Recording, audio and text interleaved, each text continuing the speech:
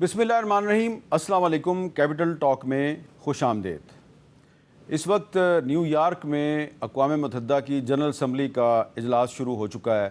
دنیا بھر کے بڑے بڑے لیڈر اکٹھے ہوئے ہیں، ان سب نے تقریریں کرنی ہیں، آپس میں ایک دوسرے کے ساتھ ملاقاتیں کرنی ہیں، بہت سے ایجنڈے ہیں ان کے سامنے، بہت سی جنگیں ہیں جن کو وہ ختم کروانا چاہتے ہیں، بہت سے تنازعات ہیں۔ اور اس ساری صورتحال میں ایک سوال جو ہے وہ بڑا اہم ہو گیا ہے کہ کیا یہ دنیا جس کے لیڈر ہر سال ستمبر میں نیو یارک میں ایک دوسرے کو ملتے ہیں، یہ دنیا دن بدن محفوظ ہو رہی ہے یا غیر محفوظ ہوتی جا رہی ہے؟ وجہ یہ ہے کہ 20 سال پہلے بطور ایک صحافی کے میں جن ایشوز پر گفتگو کرتا تھا، جن ایشوز پر میں کالم لکھتا تھا، 20 سال بعد بھی وہی ایشوز اور وہی موضوعات میرے سامنے کھڑے ہیں۔ 20 سال پہلے بھی جنگیں تھیں، دہشت گردی کے خلاف ایک جنگ کا پاکستان حصہ تھا۔ 20 سال پہلے بھی ڈرون حملے ہو رہے تھے، بم دھماکے ہو رہے تھے، آپریشنز ہو رہے تھے، اور آج 20 سال کے بعد بھی وہی کچھ ہو رہا ہے۔ جو 2005 میں نے دیکھا وہی میں 2025 میں دیکھ رہا ہوں۔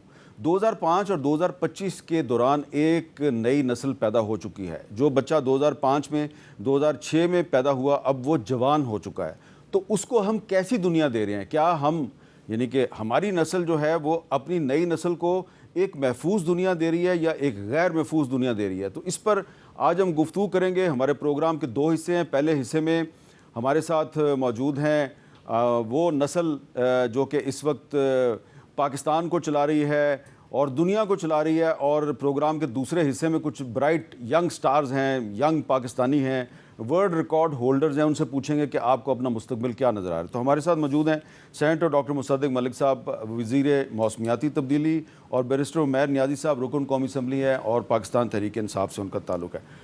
ڈاکٹر مصدق ملک صاحب، ہم روز پالیٹکس پہ بات کرتے ہیں، لیکن کیا آپ نے کبھی سوچا ہے کہ آپ اپنے بچوں کو کیسی دنیا دے رہے ہیں، کیسا پاکستان دے رہے ہیں کہ 2005 میں جو ایشوز ہمارے سامنے تھے 2025 میں بھی وہی ایشو ہمارے سامنے ہیں، تو ہم نے ان کو کیا دیا ہے؟ بڑا مشکل آپ نے سوال پوچھ لیا ہے، اور میں کو موازنہ کرنے کی اپنے ذہن میں خاکہ کشی کر رہا تھا کہ کوئی موازنہ میرے ذہن میں آ جائے کہ ہمارے پاس ہمیں ہمارے والدین نے کیا دیا اور ہم نے اپنے بچوں کو کیا دیا، اور کس قسم کی دنیا ان کے حوالے کر کے جا رہے ہیں۔ تو بہت سے مختلف زاویوں سے آپ دیکھ سکتے ہیں۔ آپ کہہ سکتے ہیں کہ مجھے اچھی طرح یاد ہے کہ جب ہم بچپن میں تو ہر تیسرے 5ویں گھر میں کہیں ایک ٹیلی فون لگا ہوتا تھا، ہر 7ویں 8ویں گھر میں، چوتھے گھر میں کوئی گاڑی ہوتی تھی، کوئی اس طرح کا سلسلہ تھا۔ آنٹیاں آتی تھی فون کرنے کے لیے، توڑا فون آیا ہے جی ذرا، وہ ملازم جاتے تھے۔ اب گھر گھر میں ٹیلی فون لگ گیا ہے، اب بہت موٹر گاڑیاں بھی آپ کو نظر آتی ہیں۔ لیکن مجھے لگتا ہے کہ یہ کوئی ایک پریجوڈیشل سا ویو ہے۔ مجھے ایسے لگتا ہے کہ پہلے جو فرق تھا امیر اور غریب میں، طاقتور اور کمزور میں، وہ کم تھا۔ اور جب آپ یہ موازنہ کریں کہ وہ لوگ جن کے پاس ہے، مثلا آپ کے بچے ہیں ماشاءاللہ، آپ کی مجھے پتہ چلا بڑی ذہین اور زبردست آپ کی بٹیاں ہیں جو ڈیجیٹل میڈیا کے اندر زبردست ٹریننگ حاصل کر کے آئی ہیں۔ میرے بھی بچے پڑھ وڑھ کے بڑی ترقی کر رہے ہیں، لیکن جب میں اپنی بیگم کے پاس کبھی جاتا ہوں تو وہ کہتی ہیں کہ یہ ہمارے ہاؤس ہیلپ ہیں اور ان کے 5 بچے ہیں اور یہ فلاں فلاں گاؤں میں رہتے ہیں اور یہ ان کی تنخواہ، ذرا ان کا بجٹ تو بناؤ، تم سرکار میں کام کرتے ہو تو ذرا یہ تو بتاؤ کہ اس کی زندگی کے اندر کیا فرق پڑا ہے۔ تو میں جب اس سے موازنہ کرتا ہوں تو مجھے لگتا ہے کہ یہ ایک بائی پولر ڈسٹریبیوشن ہے، جس میں پہلے جس کے پاس تھا، سب کے پاس تھوڑا زیادہ شاید ہو گیا ہو، مگر جس کے پاس تھا اس کے پاس بہت زیادہ ہو گیا، اور جس کے پاس نہیں تھا اس کے پاس کچھ بھی نہیں رہا۔ مثلا ایک زمانے میں آپ کے والد، میرے والد، اس زمانے میں کوئی ویزے شیزے کا مسئلہ نہیں ہوتا تھا۔ اگر آپ کے پاس پاسپورٹ ہے تو لندن چلے جائیں اور لندن اتر جائیں آپ۔ تو اب ہر ایک کے پاس پاسپورٹ ہے، لیکن دنیا، وہ لوگ جو کمزور ہیں، جو پیریفری آف دا ورلڈ پہ رہتے ہیں، ان کو وہ گمان میں بھی نہیں آتا کہ وہ کسی جگہ پہ ویسٹرن یورپین ملک میں اتر جائیں گے اور ایک گلوبل ویلیج ہے جس کے وہ سٹیزن ہیں۔ تو ایک عجیب ادھم چوکڑی سی ہے۔ اور جو آپ نے باتیں کی ہیں، میں اکثر شام کو بیٹھ کے یہی سوچتا ہوں میرے خیال میں آپ پہلے دن کا پروگرام اٹھا لیں جب میں 2013 میں سیاست میں ہوا ہوں، وہ پروگرام نکال لیں اور آج کا پروگرام نکال لیں. یہ آپ نے یکسر آج مختلف پروگرام کیا، پچھلے ہفتے کا نکال لیں تو وہی بات ہوگی کہ مولانا فضل الرحمان نے کیا کہا اور بلاول صاحب کیا کریں گے، اور یہ دھماکہ ہو گیا، آپ لا انفورسمنٹ کیوں نہیں کرتے، یہاں پہ جمہوریت کیسے آئے گی، یہاں پہ فلاں ایسے لگتا ہے کہ ہم کسی چکر میں پھنس گئے جی، اور جتنا بھاگتے ہیں وہیں کھڑے رہتے ہیں. صرف ہم چکر میں نہیں پھنسے ہوئے بیرسٹر عمیر نیازی صاحب، ایسا لگتا ہے پوری دنیا چکر میں پھنسی ہوئی ہے. اور یہ جو میٹنگز ہو رہی ہیں نیو یارک میں، بڑے بڑے لیڈرز آپس میں میٹنگ کر رہے ہیں، ان سب کا ایک ہی مسئلہ ہے کہ کسی طرح کوئی جو غزہ کی جنگ ہے اس کو ختم کرا دیں، کچھ اور جو تنازعات ہیں ان کو بند کروا دیں. اور ہمارا مسئلہ ہے پچھلے 20 سال سے کہ پاکستان میں ایک جنگ چل رہی ہے، بم دھماکے ہو رہے ہیں، آپریشن ہو رہے ہیں، ان کو کسی طریقے سے بند کروا دیں. تو یہ ہم 20 سال سے ایک چکر میں کیوں پھنسے ہوئے ہیں؟ دیکھیں، جیسے مصدق بھائی ذکر کر رہے تھے، دیکھیں ہم نے قائد اعظم کے ویژن کو چھوڑ دیا. ہم نے جو قائد اعظم کا پاکستان کو ابینڈن کر دیا. ہم دو طرح کے پیرالل پاکستان چلا رہے ہیں، ایک امیر کا پاکستان، ایک غریب کا پاکستان. پاکستان نے یہ نہیں کہ پروگریس نہیں کی، پروگریس کی ہے، مگر ہم نے کیا کیا، ہم نے آئیلینڈ آف سکسیس بنائے ہیں. چھوٹے چھوٹے آئیلینڈ جگہ جگہ کریٹ کیے کہ بچے کو HSN میں بھیج دیا، ٹھیک ہے، اب باقی آبادی کدھر جائے گی، اس کے لیے تو وہ پڑھنے کے مواقع نہیں ہیں. ٹھیک ہے، یونیورسٹی اگر جاتی ہے، چلو جی لمز ورلڈ کلاس یونیورسٹی ہوگی، باقی یونیورسٹیز کا کیا کیلیبر ہے. ہیلتھ کیئر کا دیکھتے ہیں، چلو آغا خان کوئی افورڈ کر لے گا، مگر بنیادی طور پہ جو عام عوام نے BHUs میں جانا ہے وہاں تو جو ہے نا ڈسپرین کے علاوہ اور کچھ ملنا بھی نہیں، جو صورتحال ہے. تو اس طرح کی پرابلم. رہائش میں دیکھیں تو وہ DHAs اور ماڈل ٹاؤنز آ جائیں گے، مگر باقی جو آپ کی 95% آبادی ہے اس کے لیے تو وہی سلمز ہیں، اس کے لیے وہی گندا پینے کو پانی ہے. تو ہم اس چیز سے نہیں نکل پائے. جب تک وہ سوچ یونیورسل نہیں ہوگی، بنیادی طور پہ جب ہم ایکول موقع نہیں دیں گے. دیکھیں، میرا بچہ مجھے بے شک عزیز ہوگا، مگر اس قوم کے بچے کو بھی اپنے بچے کی طرح ٹریٹ کرنا ہے نا. وہ کب ہوگا کہ جب ہم سنگل کریکولم کی بات کریں گے، ہم ایک طرح کے موقع دیں گے. ہم کیا کر رہے ہیں کہ جس کو انگریزی آ گئی وہ CSS کر لے، وہ بڑی کرسی پہ آ کے بیٹھ جائے، باقی کسی کا کوئی حق نہیں. جو انگریزی میں فالٹر کر گیا وہ ریس سے ہی باہر ہو جائے گا. تو جب اس طرح کے موقع کریٹ کریں گے تو پرابلم آئے گی. پھر ایک اور ہمارا اسٹرکچرل مسئلہ ہے. ٹھیک ہے، انڈسٹریلائزیشن ہوئی، معاملات ہوئے، بیچ میں نیشنلائزیشن کا بھی گلچ آیا، مگر اس کے بعد ہم نے کیا کیا. پاکستان میں آپ کوئی بڑا کاروبار کسی کی پشت پناہی کے بغیر نہیں کر سکتے. جب اس طرح کی صورتحال ہو تو یہ بہت. تو کرپشن 2005 میں بھی ایک مسئلہ تھی اور کرپشن 2025 میں بھی ایک مسئلہ ہے. مجھے یاد ہے 2005 میں بھی جو اس وقت کے نیب کے چیئرمین تھے، ایک جرنیل صاحب تھے، سرونگ لیفٹیننٹ جنرل تھے، تو انہوں نے شوگر مافیا پہ ہاتھ ڈالنے کی کوشش کی، نوکری چلی گئی ان کی. ابھی بھی 2025 میں شوگر مافیا جو ہے وہ بڑی مضبوط ہے. تو میں آپ سے یہ جاننا چاہتا ہوں مصدق ملک صاحب، کیا آپ کو لگ رہا ہے کہ 5 سال کے بعد کا پاکستان اور 5 سال کے بعد کی دنیا کیسی دنیا ہوگی؟ کیونکہ پاکستان کا مستقبل جو ہے اس کا گلوبل ولیج کے ساتھ بڑا گہرا تعلق ہے. اگر ہم جنگوں کو، تنازعات کو، کلائمیٹ چینج کو سامنے رکھیں تو 2005 کا پاکستان کتنا، 2025 کا پاکستان کتنا محفوظ ہے اور 2030 کا پاکستان کتنا محفوظ ہوگا؟ مجھے لگتا نہیں ہے کہ گلوبل ولیج ہے. مجھے لگتا ہے کہ یہ ایک ایسی فیبرک ہے جس پہ مختلف پیچز لگے ہوئے ہیں. ٹھیک ہے. اور ہر پیچ کی نوعیت جو ہے وہ اپنی سی ہے. اور مجھے لگتا ہے جو بنیادی فرق ہے مختلف ممالک میں، وہ ان کے وہ عقائد، 2 یا 3 آرگنائزنگ پرنسپل جن کے ارد گرد پوری سوسائٹی بنتی ہے، ان کا فرق ہے. فار ایگزامپل آئرلینڈ جو ہے وہ ایک بہت امیر ملک نہیں تھا. اسی طرح یہ فن لینڈ اور سویڈن اور یہ جو ممالک ہیں، یہ ایگریکلچرل اور فارسٹ اکانومیز ہی تھے تقریباً 1990 کی دہائی میں، 1980 میں اس کے ارد گرد. لیکن اگر آپ یہ دیکھیں کہ وہاں پہ ایک عجیب و غریب ریولوشن آیا ہے کہ یہ ملک ہمارے ہی سامنے، یعنی ان ادوار کی بات جس میں ہم کر رہے ہیں، جس میں ہم یہ کہتے ہیں کہ بس کوئی ایسے لگتا ہے کچھ بدلا ہی نہیں ہے. میں کہہ رہا ہوں ڈسپیرٹی بڑھ گئی ہے، امیر غریب کا فرق ہے. آپ بھی تقریباً ہم ایک ہی بات کر رہے ہیں. لیکن یہ معاشرے تو آگے نکل گئے. ان معاشروں میں تو بہت بڑی تبدیلی آئی ہے. اور میرے خیال میں جو نیازی صاحب کہہ رہے ہیں وہ سب سے بڑا فیکٹر ہے ان کے اندر. ایک تو ان کا آرگنائزنگ پرنسپل جو ہے، کسی بھی ترقی یافتہ ملک یا ترقی کرتے ہوئے ملک کو آپ دیکھ لیں تو آپ کو نظر آئے گا کہ وہاں پہ ایک لیول پلینگ فیلڈ ہے. وہاں پہ آپ امیر بھی ہو سکتے ہیں، غریب بھی ہو سکتے ہیں.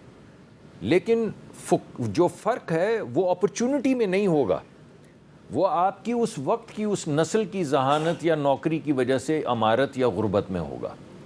لیکن جو بچہ باہر نکلتا ہے اس کو جو اپرچونٹی ملے گی وہ یکساں ہوگی، امیر کے بچے کو بھی اور غریب کے بچے کو بھی۔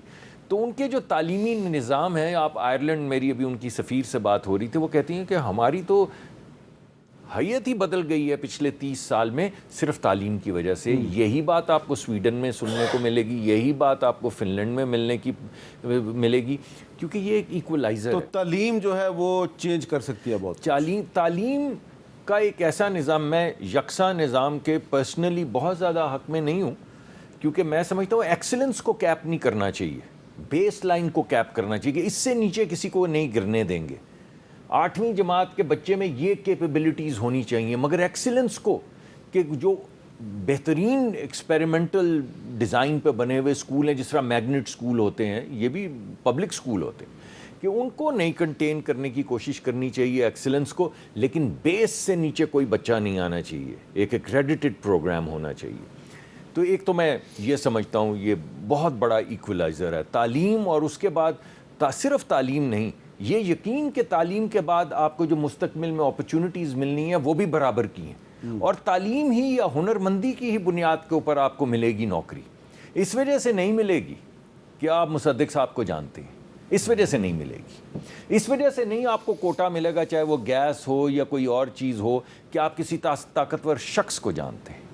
اس وجہ سے ملے گی کہ آپ جو وہاں پہ نوکریاں پیدا کر رہے ہیں، جس طرح کی آپ فیکٹریاں لگا رہے ہیں، اس میں بہترین بچیوں کو برابر کی اپرچونٹی۔ تو آپ کہہ رہے ہیں کہ 2030 میں پاکستان بدل جائے گا؟ دیکھیں، مجھے یہ لگتا ہے کہ پاکستان سٹیبلائز ہو گیا۔ پاکستان ایک بڑے ٹرموائل سے گزر رہا تھا، تو میں کوئی بہت آپ کو گلابی حسین تصویر نہیں دکھانا چاہتا، لیکن بہرحال ہم سٹیبلائز ہو گئے ہیں۔ وہ سٹیبلٹی ہماری دنیا بھی ریکگنائز کر رہی ہے، ہماری ریٹنگز میں بھی آ رہا ہے، ہمارے ریزروز میں بھی آ رہا ہے۔ ایسا نہیں کہ آپ جھول نہیں دکھا سکتے ہمارے معاشی نظام میں یا ہمارے دیگر نظام جو ہیں اس میں، لیکن ایک باہر کیف ایک سٹیبلٹی آئی ہے۔ اب اس سٹیبلٹی کے اوپر ہم نے کیسے اس کو ترقی کی طرف لے کر جانا ہے، کیسے ہم نے اس کو انلیش کرنا ہے، جس کے لیے وہی باتیں بار بار جو نیازی صاحب کہہ رہے ہیں، جو میں کہہ رہا ہوں، وہ آڑے آئیں گی کہ آپ نے کیا اب اس کو اپرچونٹی کو سب کے لیے انلیش کرنا ہے یا 5 لوگوں کے لیے کرنا ہے۔ ٹھیک ہے، یہ فیصلہ جو ہے، یہ فیصلہ کرے گا ہمارے اگلے 5 سال کا۔ تو مجھے بڑی امید ہے کہ چاہے جس طرح ابھی وزیر اعظم نے کہا ہے، کیونکہ آپ نے تھوڑا سا حوالہ اس کا دے دیا موسمیاتی تغیر کا بھی، مجھے یہ امید ہے کہ جیسے انہوں نے کہا کہ مجھے 300 دن کا پلان دو، کہ اگلی دفعہ اگر اسی طرح کا سیلاب آئے تو 30-15% نقصانات کم ہوں۔ تو اگر ہم موسم پہ بھی، اگر ہم جو ہم کلائمیٹ کے ساتھ انجسٹس کرتے ہیں اس پہ بھی غور کریں گے، اگر ہم یہ جو غریب لوگوں کی بستیوں کے اوپر میزائل برساتے ہیں اپنے ہوٹل بنا کے پانی کے راستے میں اور اپنے ریزورٹ بنا کے، ان سے ہٹ جائیں گے، تو میرے خیال میں چاہے وہ اگر آپ اقتصادی ترقی کا سفر دیکھیں، موسمیاتی اسٹیبلٹی کا، یا اس عذاب سے ہٹنے کا جو معاملہ ہے اس کو دیکھیں، اگر اس کے اندر جسٹس آپ انووک کرنے کی کوشش کریں گے، تو میرے خیال میں پاکستان اس وقت کم از کم اس اسٹیبل سٹیج پہ آ گیا ہے جہاں سے پرواز کی جو امکانات ہیں وہ بہت بڑھ گئے ہیں۔ ورلڈ جسٹس ریٹنگ میں تو پاکستان 129ویں نمبر پہ ہے۔ اچھا، آپ بیرسٹر عمیر نیازی صاحب، آپ کو کیا لگ رہا ہے 2030 کا جو پاکستان ہے، 5 سال بعد کا پاکستان کیسا پاکستان ہوگا؟ دیکھیں، پاکستان ایک کراس روڈ پہ کھڑا ہے، جیسا مصدق بھائی کہہ رہے ہیں نا کہ سٹیبلائز کر گیا۔ دیکھیں، یہ آنے والے دنوں میں پتہ چلے گا کہ جو ہم فیصلے کرتے ہیں، دیکھیں ہمیں ایک ہمارا پرانا ایلائی رہا امریکہ، جو ایک موڈی قسم کا ایلائی ہے، جب اسے کام پڑتا ہے وہ ہماری طرف رجوع کر لیتا ہے، جب اس کا کام ختم ہو جاتا ہے تو ہم پہ سینکشنز بھی لگا دیتا ہے۔ تو ابھی ہمارا ایک چلیں اس سے ایک کارڈیل ریلیشن شپ چل رہا ہے، اور اس کی وجہ سے ہمیں بہت ساری جگہوں پہ انگریس مل رہی ہے، مگر ساتھ ہی ساتھ دیکھیں آپ نے چائنا کو بھی چلانا ہے۔ ریسنٹ ابھی آپ आपके प्रेसिडेंट का जाना, उधर CPEC 2 का डिस्कस होना, ये सारी ऐसी चीज़ें हैं देखें जिन्हें आप को रिलेट करें अपने 2015 ऑनवर्ड से। आप CPEC 1 की अपॉर्चुनिटी मिस कर चुके हैं। आप 25 करोड़ की आबादी हैं, आपने कर्ज़ा उठाया है और कर्ज़े के बदले आपको कुछ नहीं मिला। आपने जो जो इंडस्ट्रियलाइजेशन करनी थी उसको फिजिबल बनाना था, आप वो अपॉर्चुनिटी बड़े ही मार्जिन के साथ मिस कर चुके।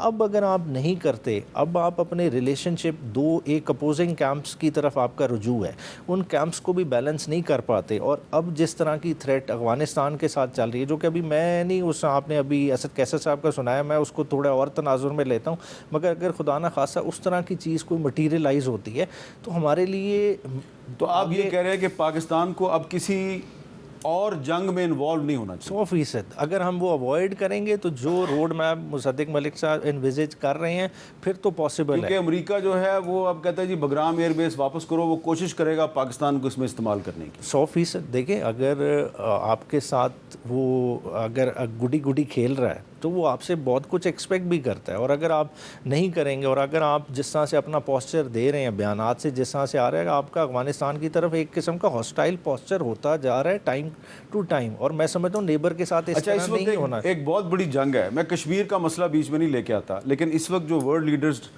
डिस्कशन कर रहे हैं इस वक्त फ़लस्तीन का मसला बड़ा है। आपको लग रहा है 2030 तक फ़लस्तीन का मसला हल हो जाएगा?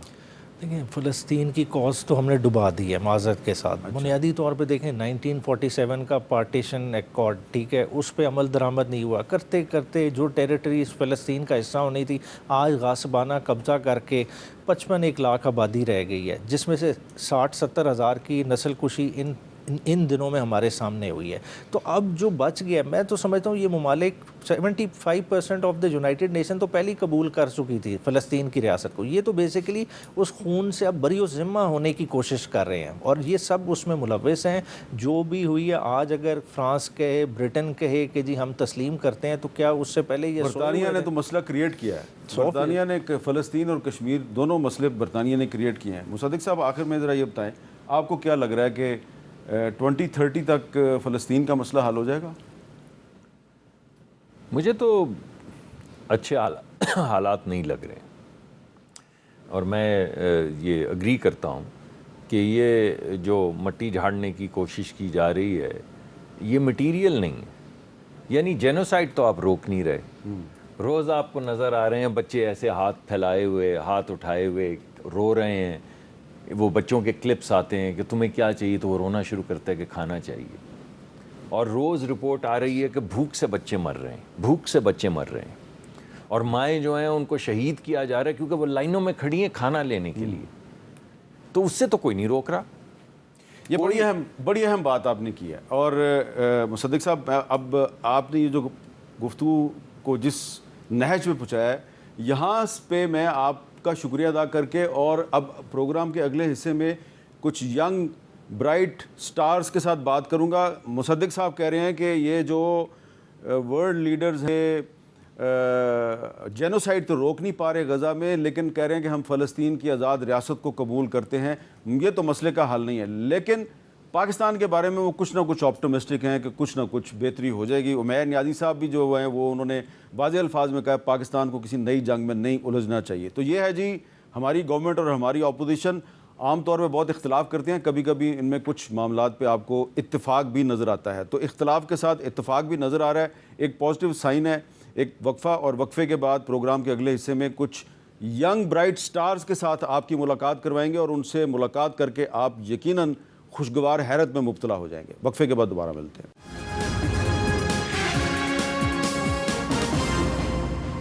कैपिटल टॉक में खुशामदेद।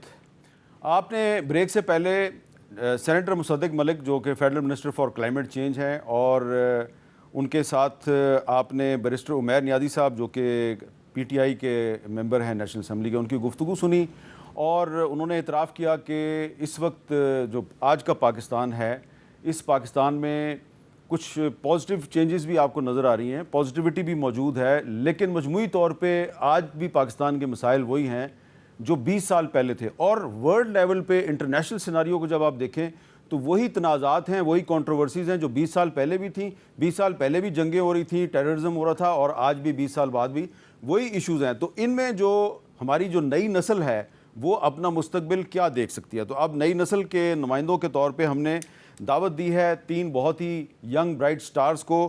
ماہنور چیمہ ہیں, کسی تعارف کی محتاج نہیں ہیں, 6 انہوں نے ورلڈ ریکارڈ قائم کیے ہیں اور بڑی ہی انٹیلیجنٹ برٹش پاکستانی طالبہ ہیں. آج ہمارے ساتھ اسلام آباد اسٹوڈیو میں موجود ہیں. اور لاہور میں ہمارے ساتھ ہیں ملائکہ نواز صاحبہ, 18 سال کی عمر میں 10 انہوں نے کتابیں لکھ دی ہیں, انٹرنیشنل لیول کی وہ رائٹر بن چکی ہیں. اور موسیٰ حراج صاحب جو ہیں وہ آکسفورڈ یونین کے پریزیڈنٹ ہیں, ان کا تعلق بھی پاکستان سے ہے اور وہ پہلی دفعہ نہیں بلکہ وہ چوتھے پاکستانی اسٹوڈنٹ ہیں جو آکسفورڈ یونین کے پریزیڈنٹ بنے ہیں. تو ان کے ساتھ بھی بات کریں گے. شروع کرتے ہیں ماہنور چیمہ صاحبہ سے. ماہنور چیمہ صاحبہ, آپ نے بہت سے ورلڈ ریکارڈ قائم کیے ہیں اور آپ کسی تعارف کی محتاج نہیں ہیں. آپ کو اپنا مستقبل کیا نظر آتا ہے؟ آپ نے مستقبل میں کیا کرنا ہے؟ اگلے 6 سال تو آکسفورڈ میں میڈیسن پڑھوں گی, لیکن اس کے بعد مجھے آج کل دنیا کی اسٹیٹ دیکھ کے ڈیفینیٹلی ایک سینس آف ہوپلیسنس ہے اور اس کو میں بدلنا چاہتی ہوں. تو میرے aims definitely medicine without borders practice کرنے کے ہیں کہ میڈیسن وداؤٹ بارڈرز, جی ویری گڈ. نہ صرف مطلب برٹن میں کام کیا جائے بلکہ پاکستان میں آبویسلی, لیکن باقی اور ڈیولپنگ کنٹریز میں بھی جہاں انڈر ڈیولپ ریجنس کو میڈیسن کا ایکسیس ہی نہیں ہے, ہاسپٹلز نہیں ہے, انفراسٹرکچر نہیں ہے, تو جو میں چینج کر سکوں گی وہ میں پوری کوشش کروں. یعنی کہ آپ اپنی کیپیسٹی کے مطابق دنیا کو چینج کرنے کے لیے جو ڈاکٹرز وداؤٹ بارڈرز کے نام سے ایک تنظیم ہے اس کے طرز پہ میڈیسن وداؤٹ بارڈرز آپ کا ایم اینڈ آبجیکٹیو ہے. Very good, very good. جی ملائکہ نواز صاحبہ, آپ کی بہت سی کتابیں ہیں, ساری کتابیں جو ہیں ان کے نام تو میں نہیں لیتا لیکن بہت سی کتابیں میں نے بھی آپ کی دیکھی ہیں. یہ بتائیے کہ you are a very young bright writer اور اتنی چھوٹی سی عمر میں آپ اتنی زیادہ کتابیں لکھ چکی ہیں, تو آپ کو اپنا اور اس دنیا کا مستقبل کیا نظر آتا ہے؟ آپ کو کیا لگتا ہے کہ اس دنیا میں امن اور انصاف جو ہے وہ آنے والے وقت میں بڑھے گا یا کم ہوگا, اور اس میں آپ کا کیا کردار ہوگا؟ بیسیکلی مجھے لگتا ہے کہ جو بک رائٹرز ہیں جو لکھتے ہیں, چاہے وہ پوئٹری ہو چاہے وہ کوئی بھی سٹوری ہو, سو ان کا بہت رول ہوتا ہے ایک جنریشن کے اوپر, آنے والی جنریشن کے اوپر. اور جیسے کہ پاکستان میں بک رائٹنگ کا رجحان تھوڑا کم ہے, تو آئی ول ٹرائی مائی بیسٹ کہ پاکستان میں بھی اس کا رجحان زیادہ ہو, اور میں اپنی طرف سے پوری کوشش کروں گی کہ لوگ جو ہیں وہ بک پبلش بھی کریں, بک پڑھیں بھی اور بک کو لکھیں بھی. اچھا, آپ کی اب تک جو بکس پبلش ہوئی ہیں اس میں سب سے پاپولر کون سی بک ہوئی ہے اور اس کا کیا سبجیکٹ تھا؟ سب سے پاپولر بک ہے the silence of every thing, جو کہ پوئٹری بک ہے. اس پر مجھے جو ہے وہ انٹرنیشنلی ایوارڈ بھی ملا ہے, دا لٹریچر ٹائمز ایوارڈ. اور اس میں پوئٹری کلیکشنز ہیں ڈفرینٹ کور تھیمز پر, جو کہ سائلنس پر آ کر اینڈ ہوتا ہے ہر کور تھیم کا. اچھا, اور آپ کو کیا لگ رہا ہے کہ آنے والے وقت میں, آنے والے 4 سال میں, 5 سال میں جو دنیا ہے اس میں امن بڑھے گا یا جنگیں بڑھیں گی؟ یہ بھی ہمارے ہاتھ میں ہے کہ ہم ایز اے نیشن اس کو کس طرح لے کر چلتے ہیں, لیکن امن بھی بڑھ سکتا ہے اگر ہم اپنا کنٹریبیوشن پازیٹیو رکھیں. اگر اپنا کنٹریبیوشن پازیٹیو رکھیں گے تو پھر ہی نیشن بہتر ہو سکتی ہے اور لوگوں کا امپیکٹ بھی ورلڈ پر اچھا ہو سکتا ہے. اچھا موسیٰ حراج صاحب, آپ آکسفورڈ یونین کے پریزیڈنٹ ہیں, ماشاءاللہ یہ بڑی قابل فخر بات ہے کہ آپ ایک انٹرنیشنل لیول کی یونیورسٹی ہے اس کی یونین کے آپ پریزیڈنٹ بن گئے ہیں. تو یہ بتائیں کہ کیا آکسفورڈ یونین کے پریزیڈنٹ بننے کے لیے بھی آپ کو وہی کچھ کرنا پڑا جس طرح کہ عام پولیٹیشین جو ہیں وہ اپنے جنرل الیکشن میں کرتے ہیں, یا یہ کوئی ڈیفرینٹ الیکشن تھا؟ جی السلام علیکم سر, بہت شکریہ آپ نے مجھے اعزاز دیا اپنے شو پہ آنے کے لیے. تو یہ اسٹوڈنٹ سوسائٹی کا الیکشن تھا, لیکن جو یہاں ہمارے الیکشن تھا آکسفورڈ یونین کے مشکل الیکشن تھا بہت. جس امیدوار کے سامنے میں کھڑا ہوا تھا ان کی وہ فیملی میں میرے خیال 15 یا 16 میں شخص تھے جو آکسفورڈ گئے, اور میری پوری فیملی کا تعلق پاکستان سے ہے. تو مشکل الیکشن تھا لیکن بھرپور محنت کی. اور یہ اس میں جو آکسفورڈ یونین کی پالیٹکس ہے, آپ کی ہماری جو شہید محترمہ بےنظیر بھٹو صاحبہ جو پہلی خاتون پرائم منسٹر تھی پاکستان کی, وہ بھی یہاں کی پہلے پریزیڈنٹ رہ چکی ہوئی ہیں. اور ہمارے یہاں کے ایک British prime minister Boris Johnson بھی پہلے رہ چکے ہیں آکسفورڈ یونین کے پریزیڈنٹ. اور باقی میں آپ کے اپنی سوچ پہ رکھوں گا, پر بورس جانسن صاحب نے کہا تھا کہ ان کے لیے زیادہ آسان تھا برطانوی پرائم منسٹر بننا بلکہ آکسفورڈ یونین کا صدر بننا، کیونکہ اتنا مشکل تھا یہاں کی پالیٹکس کو نیویگیٹ کرنا. تو یہ مشکل ہوتا ہے اس میں. لیکن میں نے جس میں میرا ایکسپیرینس تھا وہ یہ تھا کہ میں نے اپنے جو ہمارے اسٹوڈنٹس تھے ان سے سچ بولا، محنت کی، میرا ایکسپیرینس تھا، میرا ریکارڈ تھا، اور اس کے بلبوتے پہ میں لڑا اور اللہ نے عزت دی. اچھا موسیٰ رائے صاحب، یہ بتائیں کہ آپ کو کیا لگ رہا ہے، ایک آپ اسٹوڈنٹ بھی ہیں اور آکسفورڈ یونین کے پریزیڈنٹ بھی ہیں، اور دنیا کے مختلف ممالک کے اسٹوڈنٹس کے ساتھ آپ کا رابطہ بھی رہتا ہے، اور مجھے پتہ ہے کہ آپ اپنی یونین میں بھی، یونین کی جو میٹنگز ہوتی ہیں اس میں بھی آپ جو پروگرامز ہیں اس میں بھی آپ بڑے بڑے لوگوں کو بلاتے رہتے ہیں، اور آپ کے بھی پلانز ہیں، بلانے والے ہیں آپ کو کیا لگ رہا ہے یہ دنیا جو ہے یہ آنے والے 4-5 سال میں محفوظ ہو جائے گی یا غیر محفوظ ہو جائے گی؟ یہ سیکیور ورلڈ کی طرف ہم جا رہے ہیں یا انسیکیور ورلڈ کی طرف جا رہے ہیں؟ دیکھیے سر، غیب کا علم تو صرف اللہ تعالیٰ کے پاس ہے. میں یہ پریڈکشن تھا کہ 4-5 سال میں ہم پیس کی طرف جا رہے ہیں، جنگ کی صورت کی طرف جا رہے ہیں. ہاں یہ میں ضرور بتا سکتا ہوں کہ اس وقت جو ہمارے ٹرینڈز ہیں وہ کدھر پوائنٹ کر رہے ہیں، اور جو اس وقت ہمارے ٹرینڈز ہیں وہ کوئی اتنی پازیٹیو امیج پروجیکٹ نہیں کر رہے. آپ کی دنیا میں جو پولرائزیشن ہے وہ ہائیسٹ لیول پہ پہنچ چکی ہے، اور یہ صرف پاکستان میں نہیں، پاکستان میں بھی آپ کی پولرائزیشن بہت ہے، بلکہ پوری دنیا میں، انگلینڈ میں، امریکہ میں، یورپ میں آپ کا جو فار رائٹ ہے جس کو کہتے ہیں اس کا بہت ایک رائز ہوا ہے. پھر باقی آپ کی سوشل میڈیا کی وجہ سے لوگوں کے اندر جو اختلافات ہیں وہ اس لیول پہ پہنچ چکے ہیں کہ لوگ آج کل، پہلے وقت میں ہوتا تھا کہ لوگوں کے بیچ میں اختلافات ہوتے تھے but they would still be able to sit down, آپس میں بات چیت کرتے تھے، ڈائلاگ ہوتا تھا. پر یہ جو سوشل میڈیا کے ایک طرح سے لوگوں کو کنیکٹ بھی بہت کیا ہے پوری دنیا میں، تو اس نے ایسے ایکو چیمبرز بنائے ہیں کہ لوگ پولرائز ہو گئے ہیں، اور اس کی وجہ سے ایسی ڈویژنز کریٹ ہو گئی ہیں کہ آپ دیکھیے پوری دنیا میں، اب دیکھیے امریکہ میں بھی آپ کے ایک پولیٹیکل تھنکر تھے، ان کی اساسینیشن ہوئی. اس ٹائم ہماری ایک جو فلسطین میں جینوسائیڈ ہو رہی ہے اس کا پوری انٹرنیشنل کمیونٹی اس ٹائم ہیلپ لیس ہے. تو مجھے تو جو سچویشن اس ٹائم لگ رہی ہے وہ آپ کی 60-70s میں جب امریکہ میں سول رائٹس موومنٹ چلی تھی، ان کے بہت مشہور تھنکر میلکم ایکس وغیرہ اساسینیٹ ہوئے تھے. اس ٹائم بھی ویتنام میں ایک بہت انپاپولر وار چل رہی تھی جو امریکہ فنڈ کر رہا تھا. تو اس کی سملیرٹیز ہیں آج کل کی سچویشن میں. اگین جو ویسٹرن کمیونٹی ہے آپ کی وہ کافی زیادہ انہوں نے تو فنڈ اس میں آپ بھی تو کوئی چھوٹا موٹا کردار ادا کر سکتے ہیں، being the president of Oxford union, کہ آپ ٹالرنس کو اور جو friend ship with in communities ہے اس کو امپروو کرنے کے لیے کوئی کردار ادا کریں گے آپ؟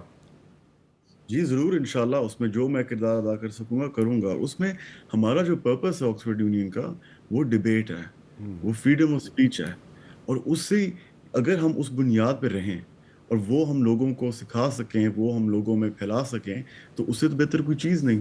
ہم نے یہاں بہت کنٹروورشل، بہت ہیٹڈ ڈیبیٹس کی ہیں، پر جب بھی کوئی ڈیبیٹ کرنے آتا ہے ہمارے چیمبر میں، ہمارے جو فارمز آف دا ہاؤس ہیں، ہمارے جو رولز آف دا ہاؤس ہیں، ان کو رسپیکٹ کرتے ہیں، اور اس میں اختلافات ہوتے ہیں، اپنے پوائنٹ ریز کرتے ہیں، لوگ اپنی اظہار کرتے ہیں جو نیوز ہوتی ہیں، پر ہمیشہ عزت کے دائرے میں. اور یہ میں نے دیکھا کہ بہت ٹائم پہ جو لوگ ہوتے ہیں، اگر ایک بندہ ہے، آپ ایک آئیڈیالوجی میں بلیو کرتے ہو، اپنی موسٹ آف دا ٹائمز اپنے دوسری آئیڈیالوجی. اچھا مجھے پتہ ہے آپ نے بھی بہت سی بڑی بڑی ڈیبیٹس میں حصہ لیا، میں اس کی طرف دوبارہ آتا ہوں، لیکن مانور چیمہ یہ بتائیں کہ آپ کا رول ماڈل کوئی نہ کوئی تو ہوگا، آپ نے کس کو اپنا رول ماڈل بنایا ہوا ہے؟ میرے ہر لائف کے اسپیکٹ میں ڈفرینٹ رول ماڈل ہے. ایجوکیشن میں ڈفرینٹ ہیں، پالیٹکس اور ایجوکیشن میں کون ہے آپ کا؟ ایجوکیشن میں جو میرے پہلے سے، فار ایگزامپل البرٹ آئنسٹائن، جو نہ صرف دنیا کو اتنے فارمولاز دے کے گئے ہیں، لیکن ان کی مورل اسٹینڈ پوائنٹ اتنا اسٹرینتھن تھا. ان کا نیوکلیئر بام میں بھی جو کریشن میں حصہ تھا انہوں نے کمپلیٹلی ریورٹ کر دیا. انہوں نے کہا کہ I would not like to contribute to something that's going to bring so much violence to humanity. تو یہ میرے لیے بہت ضروری ہے کہ آپ کی اکیڈیمک بیک گراؤنڈ بھی ہو لیکن ایکولی آپ مورلی بھی بہت اسٹرانگ ہو. اچھا، اور آپ میڈیسن وداؤٹ بارڈرز، آپ کا ایم اینڈ آبجیکٹو جو ہے بڑا امپریسو ہے، اور آئنسٹائن کو بھی آپ پسند کرتی ہے، تو آپ جب اپنی تعلیم مکمل کر لیں گی انشاءاللہ تعالیٰ تو پھر آپ کبھی پاکستان بھی آئیں گی، یہاں پہ بھی آگے کچھ کریں گی؟ میرے بالکل پلانز ہیں کیونکہ میرا بچپن سارا پاکستان میں گزرا. دس از مائی انسیسٹرل ہوم. تو میرے ڈیفینیٹلی پلانز ہیں کہ medicine without borders includes under developed regions. تو پاکستان میں جو ایریاز ہیں، نہ صرف لاہور، اسلام آباد، کراچی، لیکن جو ریجنس ہیں جو نگلیکٹ کیے جاتے ہیں، جن میں فیمیل سینیٹیشن فار ایگزامپل نہیں ہے، اس طرح کی جگہوں میں جا کے ہیلپ کروں، ہاسپٹلس بناؤں، والنٹیئر ورک کروں. ایمز ہے. ماشاء اللہ. اچھا، اور ملائکہ نواز، آپ کا زندگی میں الٹیمیٹ آبجیکٹیو کیا ہے؟ جیسے کہ پاکستان میں بک رائٹنگ بہت کم ہو رہی ہے، بک ریڈنگ بہت کم ہو رہی ہے، اور لوگ جو ہیں وہ زیادہ پریفر کرتے ہیں اے آئی کو اور ان اسپیکٹس کو زیادہ پریفر کرتے ہیں. تو میں چاہتی ہوں کہ ہمارے ملک میں جو ٹرینڈ بک رائٹنگ کا پہلے تھا وہ واپس آئے، اور اس میں اپنا پورا کنٹریبیوشن اپنا دوں گی. اور میں کوشش کروں گی کہ سب لوگ جو ہیں وہ جن کو بک رائٹنگ پسند ہے اور ان کو اپرچونیٹیز نہیں مل رہی اور وہ ڈٹرمن ہے کہ وہ یہ کام کریں، تو پھر میں ان کو سکھانے کے لیے اور ان کو گائیڈ کرنے کے لیے بالکل تیار ہوں. اور میں چاہتی ہوں کہ پاکستان میں بک رائٹنگ، ریڈنگ کا ٹرینڈ واپس آئے. اچھا، ایک اس میں بڑا اہم سوال ہے کہ یہ جو سوشل میڈیا کا دور ہے اور خاص طور پہ آرٹیفیشل انٹیلیجنس آ گئی ہے، تو کیا اس کی وجہ سے بھی بک ریڈنگ جو ہے وہ کم ہو گئی ہے اور کتاب کی اور اخبار کی اہمیت ختم ہو گئی ہے؟ اس پہ ہم مزید گفتگو کرتے ہیں ایک وقفے کے بعد.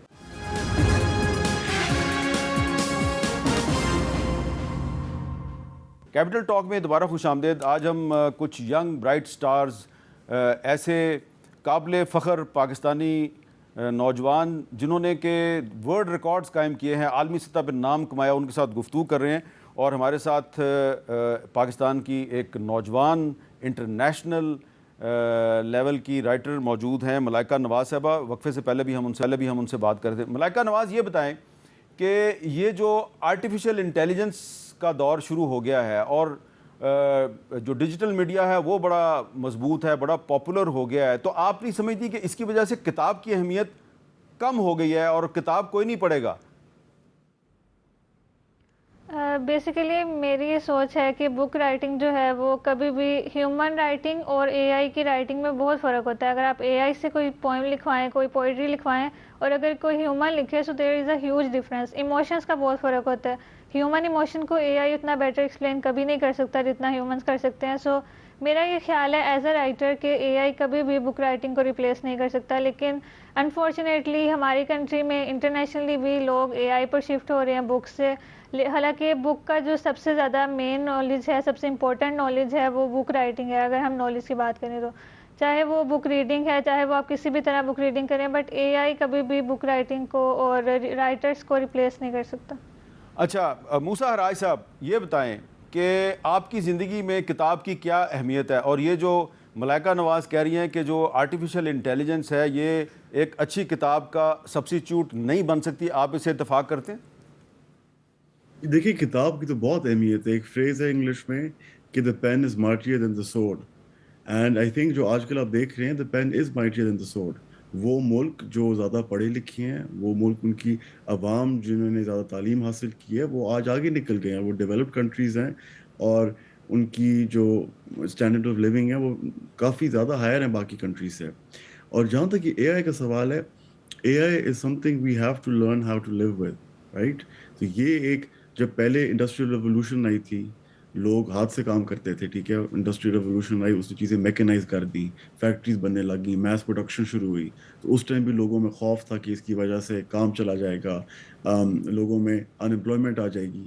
تو ان کنٹریز نے، ان لوگوں نے جنہوں نے اس چیز کو امبریس کیا، انہوں نے ہیوج پروڈکشن یونٹس لگائے. ہینری فورڈ کی آپ ایگزامپل دیکھیں امریکہ میں، انہوں نے ہیوج پروڈکشن یونٹس لگائے اور وہ لوگ، انہوں نے بہت ترقی کمائی. تو یہ اگین اس میں یہ ہے کہ ہمیں اسے سیکھنا ہے. یہ ایک اے آئی کو کہتے ہیں فورتھ انڈسٹریل ریولوشن جو ہے. تو یہ بھی ایک انڈسٹریل ریولوشن ہے، سائزمک چینج ہے. اور پاکستان کے لیے تو اس میں بہت بہت پوٹینشیل ہے، کیونکہ ہماری تو 2/3 جو پاپولیشن ہے وہ ینگ ہے. وہ ینگ پاپولیشن ہے جس نے ٹیکنالوجی کے ساتھ پلے بڑھے ہیں، ان کو ٹیکنالوجی یوز کرنا آتی ہے. تو اگر یہ اے آئی کو یوز کریں تو اس سے تو ہماری پوٹینشیلز لمٹ لیس ہیں.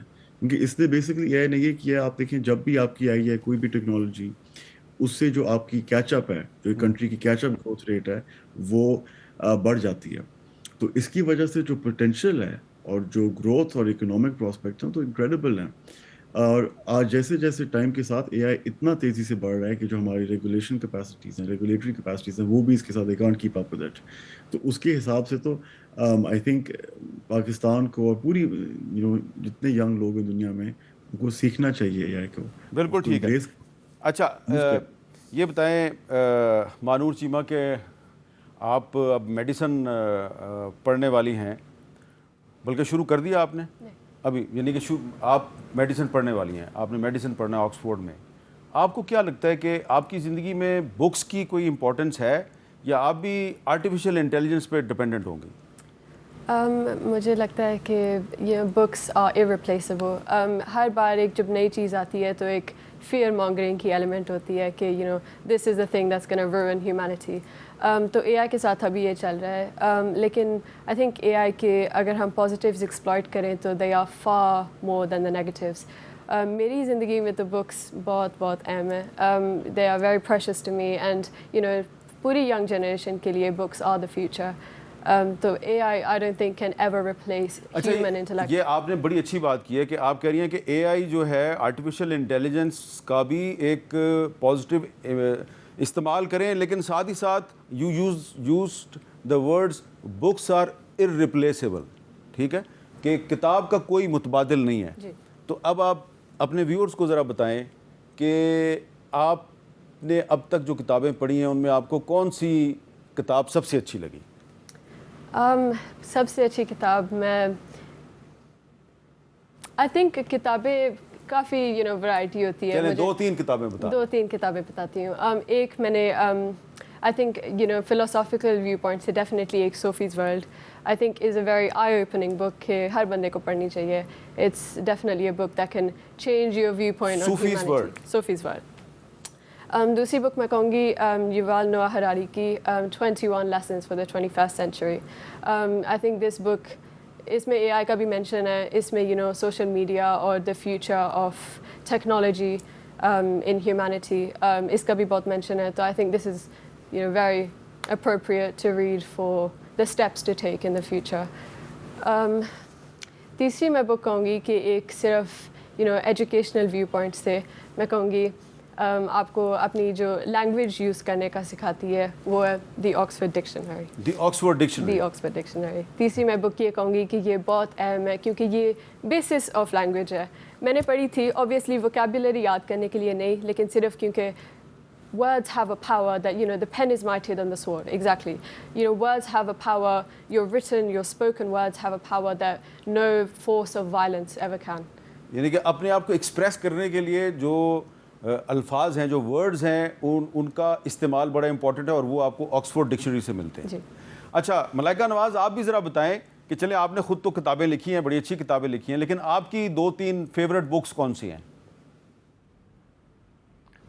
میری فیوریٹ بک ہے ایک فرانس کفکا کی بک ہے metamorphosis. It's about different change, like آپ کا ایموشنل چینج ہو جاتا ہے آپ کی فیملی کے ساتھ.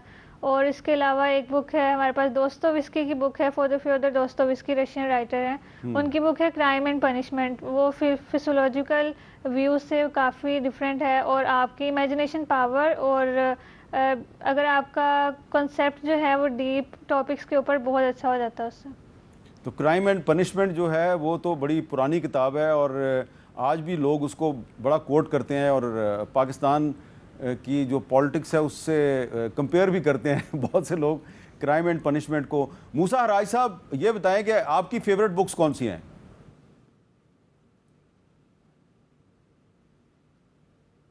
جی موسیٰ ہرائی صاحب. جی آپ کو آواز آ رہی ہے؟ جی جی جی, آپ کی فیوریٹ بکس کون سی ہیں؟ جی سر, یوں تو بہت کتابیں ہیں جو دماغ میں آتی ہیں, پر ہمارے لیے جو بہت ریلیونٹ ہے وہ ایک کتاب ہے, نوبل پرائز وننگ اکانومسٹ ہیں آسم اوغلو اینڈ رابنسن, انہوں نے لکھی ہے, اس کا نام ہے وائی نیشنز فیل. اور میرے خیال میں اسپیشلی پاکستانیز کو وہ بہت ضروری ہے کتاب پڑھنی. اس میں بڑی زبردست اگزامپل وہ دیتے ہیں کہ ایک جگہ ہے جو بارڈر ہے آپ کا امریکہ اور میکسیکو میں, وہاں لوگوں کے کسٹم سیم ہیں, لوگوں کی لینگویج سیم ہے, لوگوں کی آئیڈیالوجیز کلچر سیم ہے.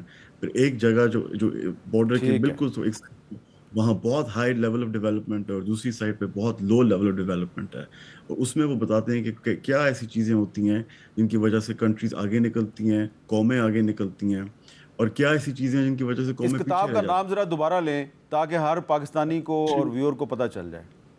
جی اس کتاب کا نام ہے وائی نیشنز فیل. وائی نیشنز وائی نیشنز فیل، اور جنہوں نے اس کتاب پہ جو ریسرچ تھی ان کو اکنامکس میں نوبل پرائز ملا تھا، اور ان کی یہ اس میں آرگیومنٹ تھی کہ اگر ایک ملک کے، اگر ایک قوم کے ادارے مضبوط ہوں تو وہ قوم کی جو سکسیس ہے وہ آنی ہے. واہ جی واہ، بڑی زبردست بات آپ نے کر دیا موسیٰ ہرائی صاحب. بہت بہت شکریہ آپ کا موسیٰ ہرائی صاحب، بہت بہت شکریہ ملائکہ نواز صاحبہ، اور بہت بہت شکریہ مانور چیمہ.